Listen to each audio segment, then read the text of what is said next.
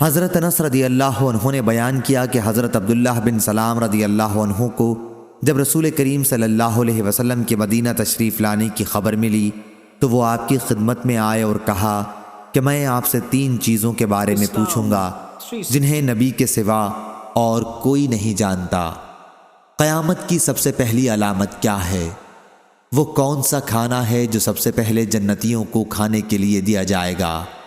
اور کس چیز کی وجہ سے بچہ اپنے باپ کے مشابہ ہوتا ہے؟ آپ صلی اللہ علیہ وسلم نے فرمایا کہ جبرائیل علیہ السلام نے ابھی مجھے آ کر اس کی خبر دی ہے۔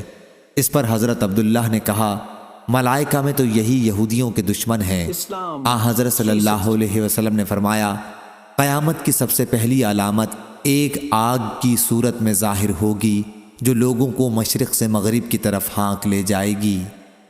سب سے پہلا کھانا جو اہل جنت کی دعوت کے لیے پیش کیا جائے گا وہ مچھلی کی کلیجی پر جو ٹکڑا لٹکا رہتا ہے وہ ہوگا۔ اور بچے کی مشابہت کا جہاں تک تعلق ہے تو جب مرد عورت کے قریب جاتا ہے اس وقت اگر مرد کی منی پہل کر جاتی ہے تو بچہ اسی کی شکل و صورت پر ہوتا ہے، اگر عورت کی منی پہل کر جائے تو پھر بچہ عورت کی شکل و صورت پر ہوتا ہے۔ یہ سن کر حضرت عبداللہ بن سلام بول اٹھے میں گواہی دیتا ہوں کہ آپ اللہ کے رسول ہیں۔ پھر عرض کیا یا رسول اللہ یہود انتہا کی جھوٹی قوم ہے، اگر آپ کے دریافت کرنے سے پہلے میرے اسلام قبول کرنے کے بارے میں انہیں علم ہو گیا تو آپ صلی اللہ علیہ وسلم کے سامنے مجھ پر ہر طرح کی تہمتیں دھرنی شروع کر دیں گے۔ چنانچہ کچھ یہودی آئے اور حضرت عبداللہ رضی اللہ عنہ گھر کے اندر چھپ کر بیٹھ گئے۔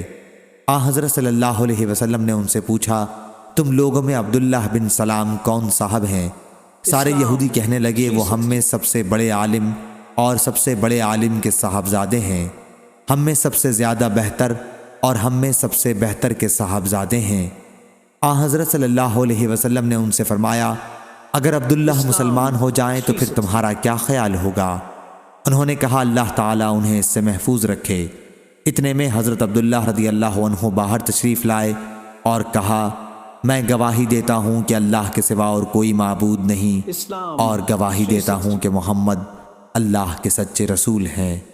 اب وہ سب ان کے متعلق کہنے لگے کہ ہم میں سب سے بدترین اور سب سے بدترین کا بیٹا ہے، وہی وہ ان کی برائی کرنے لگے۔ صحیح بخاری حدیث نمبر 3329 کہ ام سلیم رضی اللہ عنہا نے عرض کیا یا رسول اللہ تعالی حق بات سے نہیں شرماتا، تو کیا اگر عورت کو احتلام ہو تو اس پر بھی غسل ہوگا؟ آپ نے فرمایا کہ ہاں بشرطے کہ وہ تری دیکھ لے۔ ام المومنین ام سلمہ رضی اللہ عنہا کو اس بات پر ہنسی آ گئی اور فرمانے لگی کیا عورت کو بھی احتلام ہوتا ہے؟ آپ نے فرمایا اگر ایسا نہیں ہے تو پھر بچے میں ماں کی مشابہت کہاں سے آتی ہے؟ صحیح بخاری حدیث نمبر 3328